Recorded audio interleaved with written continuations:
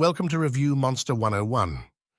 This review includes 23 multiple-choice questions to review for Unit 5 of the Common 9-unit series to prepare for the AP Psychology exam.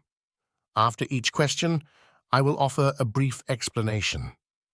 For reviews of the other 8 units, please subscribe. It helps me out and allows me to make these freely available review materials. Grab a beverage and snack. It is time to unleash your review monster. Let's begin. 1. What model proposes that information passes through sensory, short-term, and long-term memory stages? A. 3. Box information processing model. B. Levels of processing model. C. Chunking model.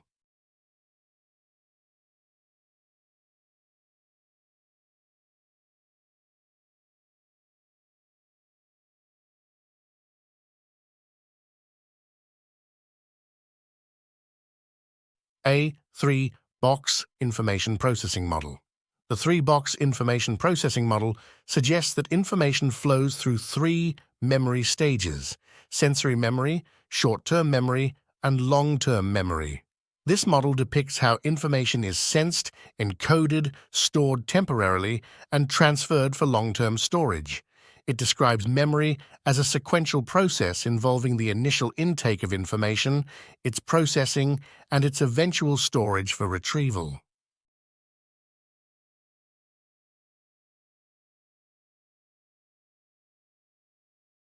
2. Which type of memory is described as a momentary storage system for incoming sensory information? A. Short-term memory. B. Iconic memory. C. Long-term memory.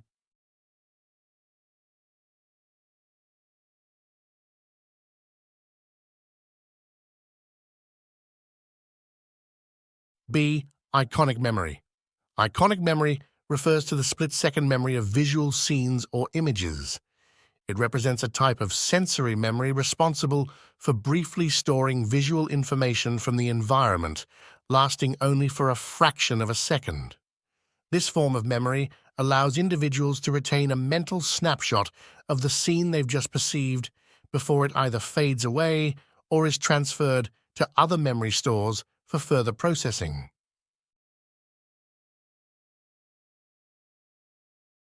3. What term describes the phenomenon of dividing items or information into manageable units to enhance memory recall? A. Rehearsal. B. Mnemonic device. C. Chunking.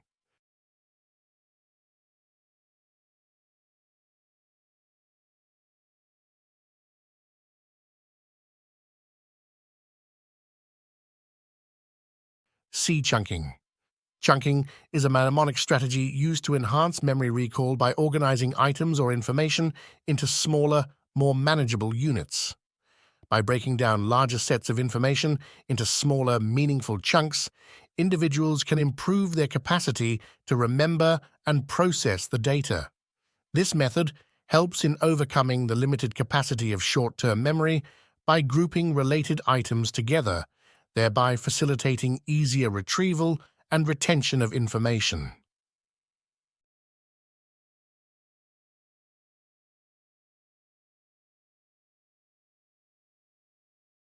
4.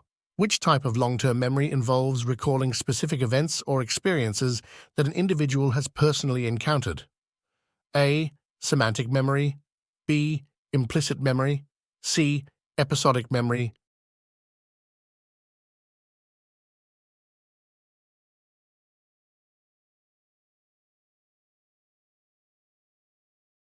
C. Episodic memory. Episodic memory is a form of explicit long-term memory responsible for recalling specific personal experiences and events. It involves remembering detailed autobiographical information tied to particular times, places, emotions, or contexts. This type of memory allows individuals to mentally time travel and re-experience past events with their associated thoughts and emotions. Semantic memory, on the other hand, relates to factual knowledge and meanings, while implicit memory doesn't require conscious recall and encompasses procedural memory.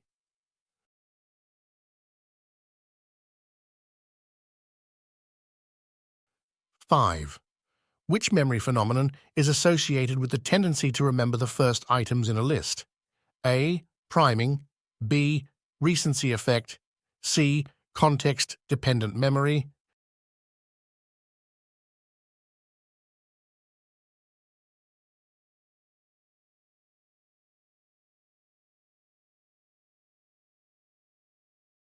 B. Recency effect.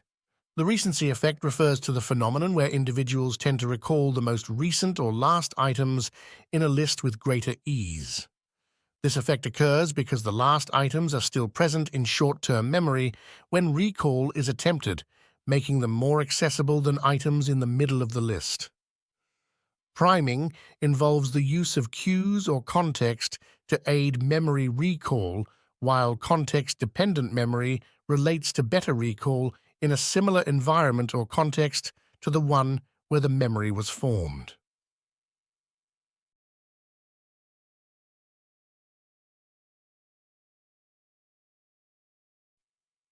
6. What term is used to describe the tendency to remember an emotionally significant event as a vivid split-second memory?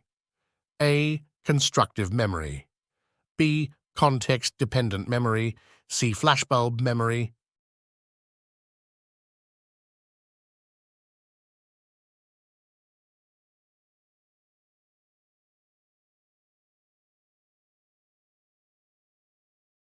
C. Flashbulb memory. Flashbulb memory is a type of memory associated with recalling emotionally intense or significant events. It involves the formation of vivid, detailed, and enduring memories of such events, often with a high level of accuracy and detail. This type of memory is characterized by its intense emotional impact and the belief that the memory is exceptionally clear and accurate, akin to a snapshot of the event. Constructive memory pertains to the creation of false or distorted memories, while context-dependent memory involves the influence of environmental context on memory retrieval.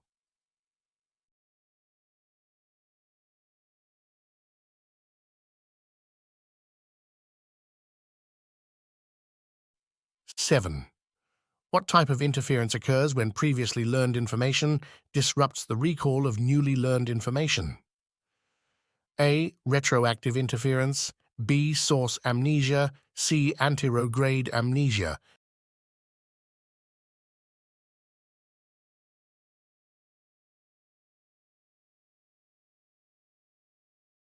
A. Retroactive interference. Retroactive interference refers to the phenomenon where newly learned information interferes with the recall of previously learned information.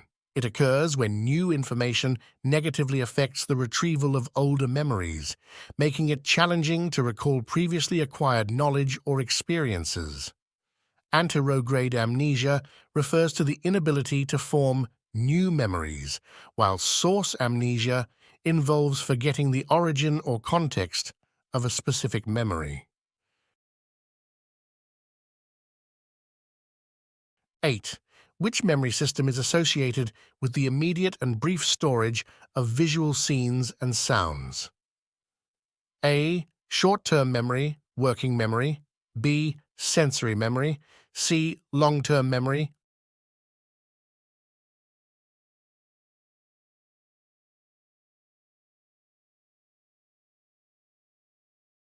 B. Sensory memory. Sensory memory represents the initial and momentary storage system for incoming sensory information, including iconic memory for visual scenes and echoic memory for sounds. This memory system holds information for a very short duration, allowing individuals to briefly retain sensory input before it is further processed or lost. Short-term memory involves limited duration storage for more conscious processing, while long-term memory stores information for prolonged periods.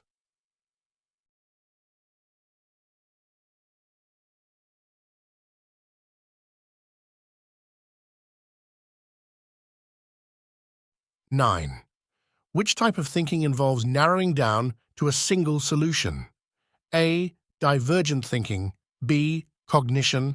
C. Convergent thinking.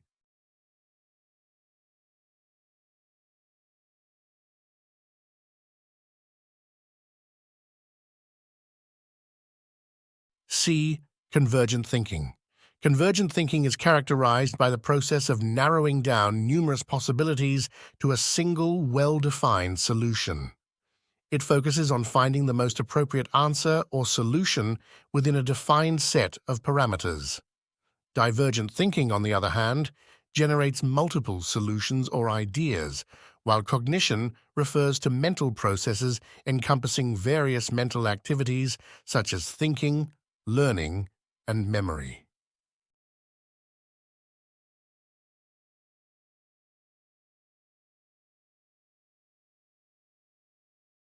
Ten. What term describes mental grouping based on similarities, formed by prototypes rather than strict definitions? A. Concept. B. Heuristic. C. Insight.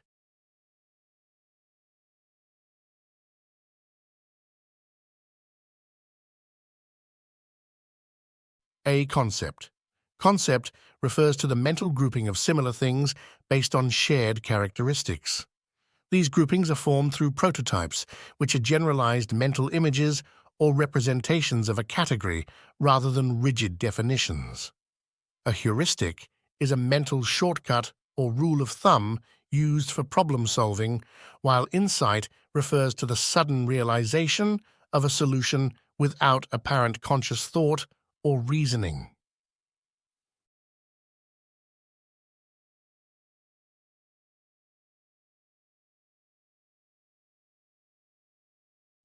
Eleven.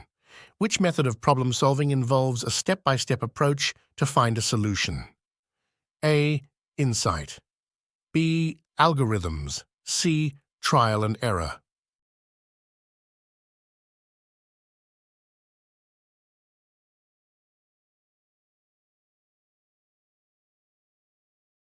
B. Algorithms. Algorithms are problem-solving strategies that employ a systematic, step-by-step procedure to reach a solution. This method ensures that all possible solutions are explored in a predetermined manner, leading to an accurate and guaranteed solution if executed correctly. Insight refers to the sudden comprehension of a problem's solution, while trial and error involves attempting various solutions without a systematic approach.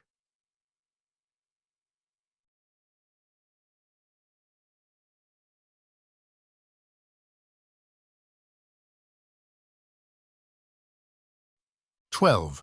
What cognitive bias involves searching for information that confirms pre-existing beliefs rather than actively seeking to disprove them?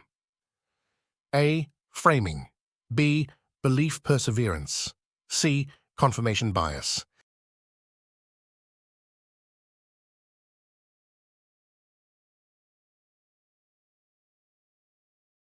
C. Confirmation bias. Confirmation bias refers to the tendency to search for, interpret, or favor information that confirms pre-existing beliefs or hypotheses while ignoring contradictory evidence.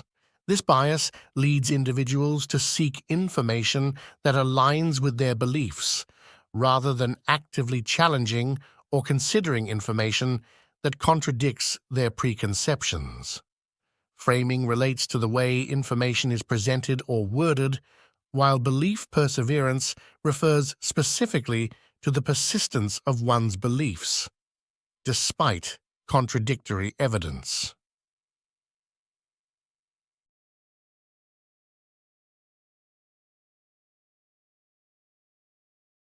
Thirteen. What obstacle in problem solving involves the tendency to persist with the same method rather than considering alternative approaches? A. Fixation. B. Heuristics. C. Intuition.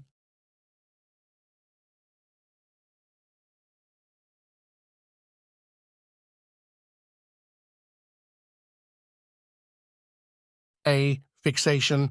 Fixation or mental set refers to the cognitive bias where an individual continues to approach a problem in the same way, utilizing familiar methods, even when those methods are not effective or when alternative solutions might be available.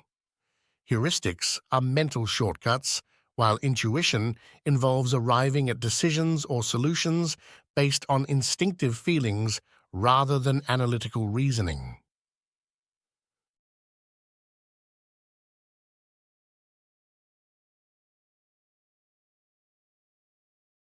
14. What term refers to the smallest units of sound in language? A. Grammar. B. Phonemes. C. Morphemes.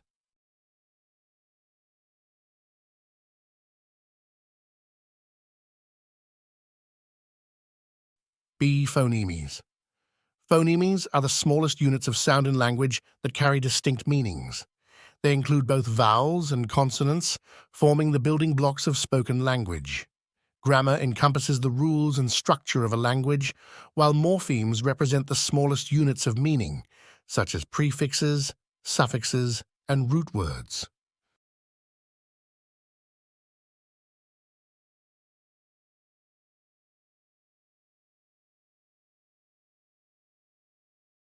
'15. Which aspect of grammar deals with the meanings conveyed by words and phrases, including idiomatic expressions? A. Syntax. B. Semantics. C. Morphology.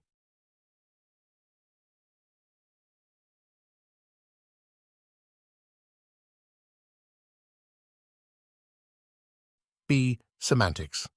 Semantics refers to the meanings conveyed by words, phrases, and symbols within a language, including idiomatic expressions and figurative language. It involves understanding the interpretation and nuances of words and how they contribute to the overall meaning of sentences. Syntax relates to the rules governing sentence structure and word order, while morphology pertains to the structure and formation of words from morphemes.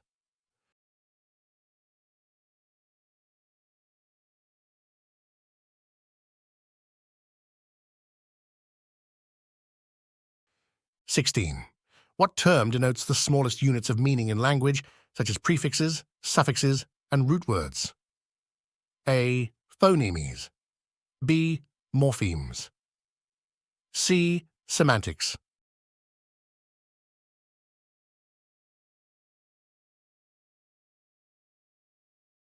B. Morphemes. Morphemes represent the smallest units of meaning in language, encompassing prefixes, suffixes, and root words that carry specific meanings. Phonemes are units of sound, while semantics refers to the meanings conveyed by words and phrases.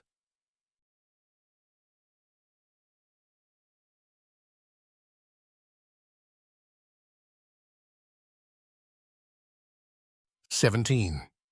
Linguistic determinism explores the concept that language influences and shapes our perceptions and thoughts. What example illustrates this concept? A. Animals communicate without language. B. People of different cultures. C. Syntax rules.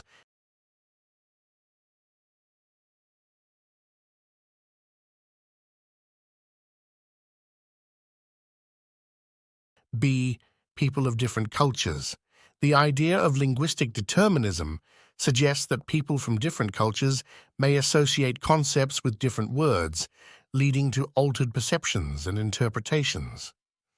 This concept implies that language influences thought patterns and perception, potentially shaping how individuals from diverse cultural backgrounds conceptualize certain ideas based on the language used in their culture.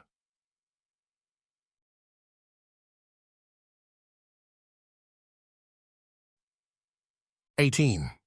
Which aspect of language involves the rules governing the arrangement and structure of words to form meaningful sentences and phrases? A. Phonology. B. Syntax. C. Morphology.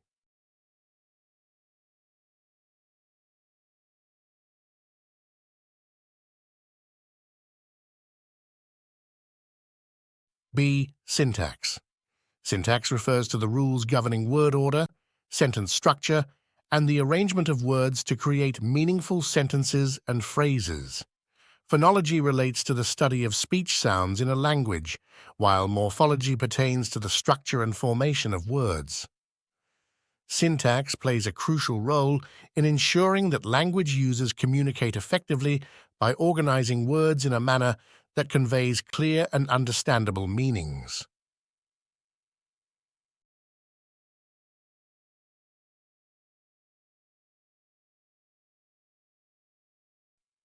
19.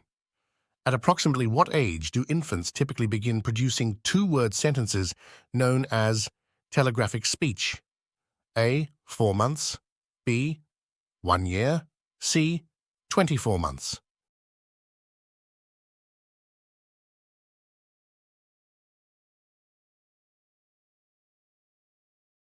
C. 24 months.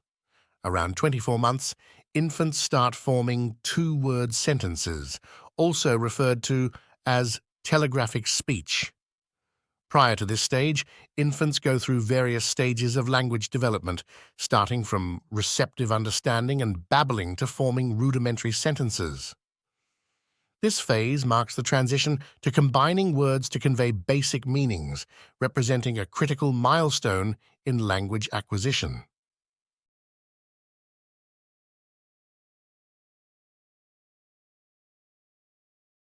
20. Which stage of language development involves the use of single words or sounds that contain little similarity to actual words but have consistent patterns? A. Holographic. B. Babbling with little similarity. C. Babbling.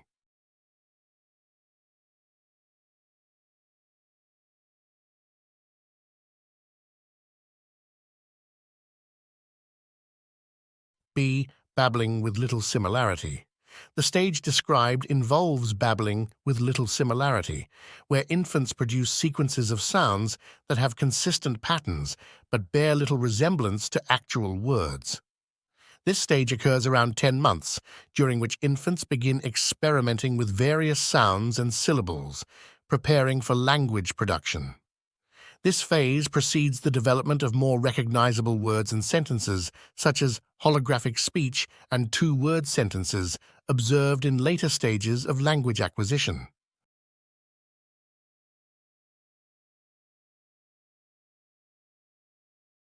21.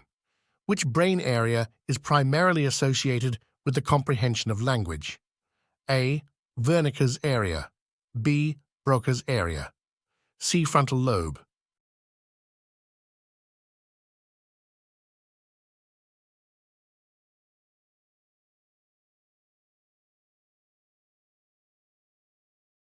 A. Wernicke's area. Wernicke's area in the brain is closely associated with language comprehension. It plays a crucial role in understanding language, processing meanings, and comprehending spoken and written information.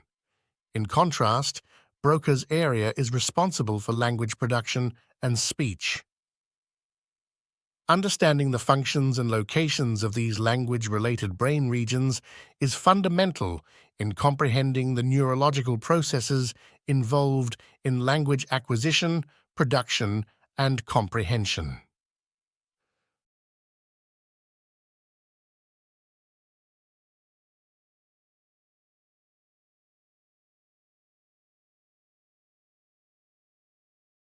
22. What is the term used for the stage of language development where infants begin to produce sounds and syllables that represent words and convey meaning? A. Sentences. B. Babbling. C. Holographic.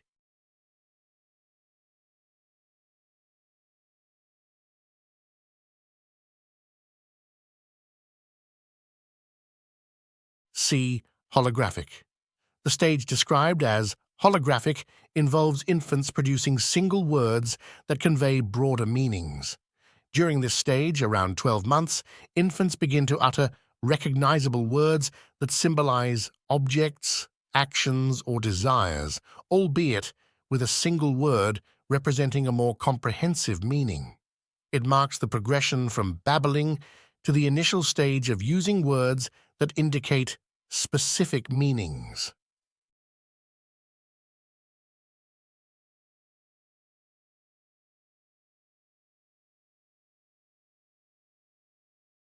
23.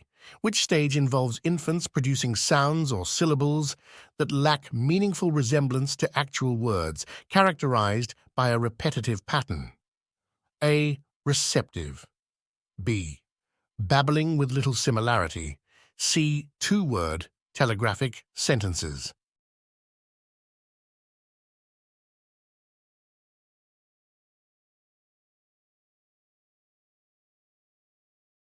B. Babbling with little similarity. The stage characterized by babbling with little similarity refers to the phase in language development where infants produce repetitive sounds or syllables that do not resemble actual words but follow consistent patterns. This stage typically occurs around 10 months, representing an early stage of vocal experimentation as infants explore various sounds and syllables in preparation for language production. It serves as a precursor to the development of recognizable words and phrases in later stages of language acquisition.